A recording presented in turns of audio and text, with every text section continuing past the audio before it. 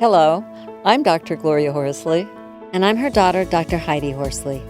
Heidi and I want to welcome you to Open to Hope Conversations, the podcast. We believe that the greatest gift you can give yourself after a loss is hope, using this moment to connect with others who have not only survived but thrived. So let's get started.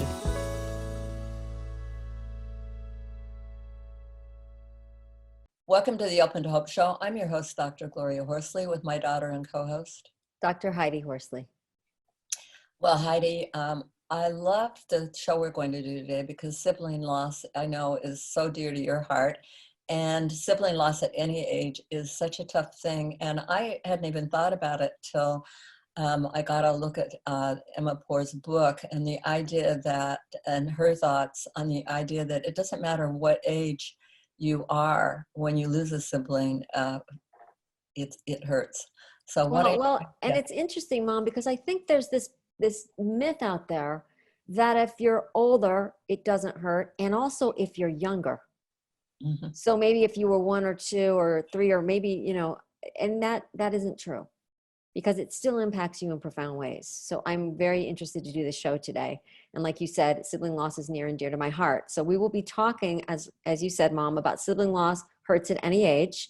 And our guest today is Emma Poore. Emma is a writer and illustrator with creative background in theater and design. And she's written a really wonderful book called Where Are You, Lydie? A picture book for young siblings and families managing the loss of a baby. So welcome to the show, Emma. Hi, thank you very much for having me. And Emma comes all the way from England, which we're excited about. Tell us about your child that passed away. Lydie, yes. So Lydie died 10 years ago.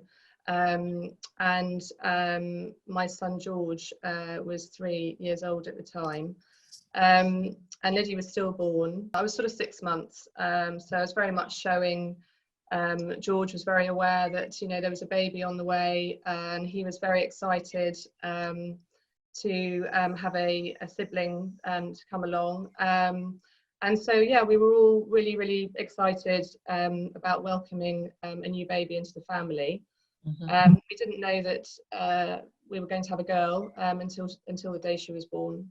I think for George, because he was 3, he was very aware, obviously, that the baby was not going to be coming home, and he was very worried about where she was. And because of his age, he didn't understand death, really. There's a lot to do with cognitive development at this age, something I wasn't aware of at the time until I talked to SANS, the Stillbirth and Neonatal Death charity here in the UK.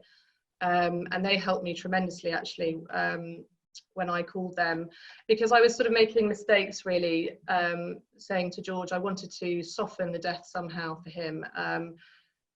And so I said things like she was sleeping, she'd gone to sleep, or that she was ill. And then, of course, George would not want to go to sleep, or would worry when he was ill that he was going to die.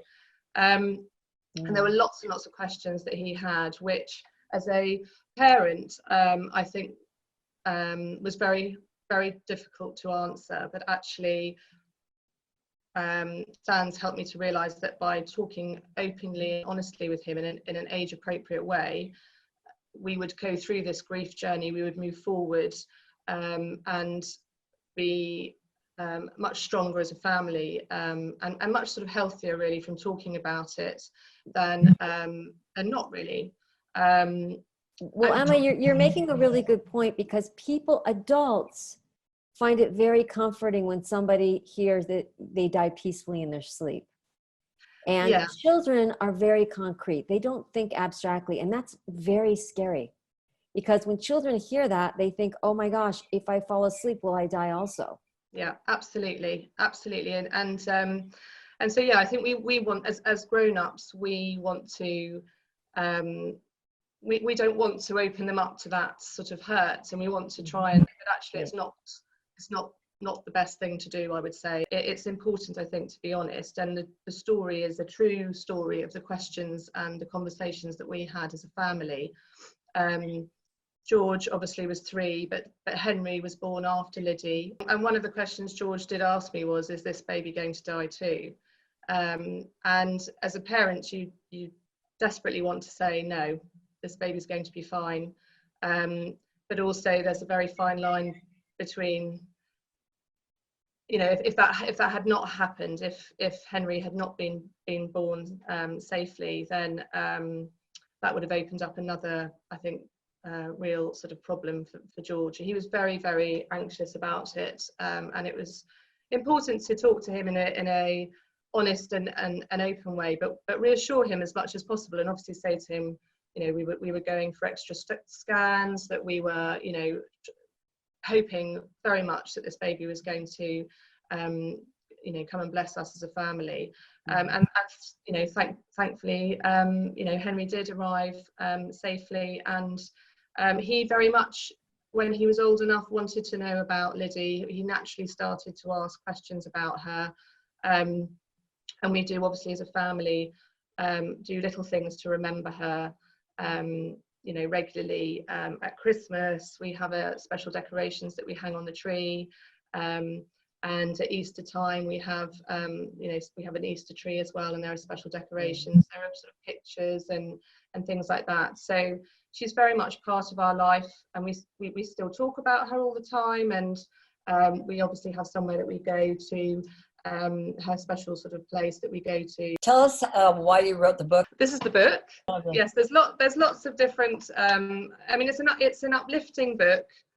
There really weren't any picture books for me to read with George, and I think, you know, a lot of them were perhaps to do with animals, and when I did look at those with George, he was like, but that's not my baby sister. And so it was something that I felt quite passionate about at the time, and then I years later went on a writing course with the sort of intention to write something quite different, and the book just came out. I don't have any, you know, formal training as a writer or an illustrator as such, but it's something that I've sort of worked on over the last 3 years, really, and it's a nice positive message for the boys as well, I think, to see that something positive, you know, can come out of something so sad and tragic, and they've been, you know, really pleased to see it, you know, it come to print, and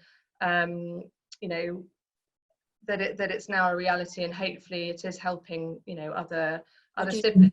This is George talking. So he said, I wanted to fly up in a rocket to see her.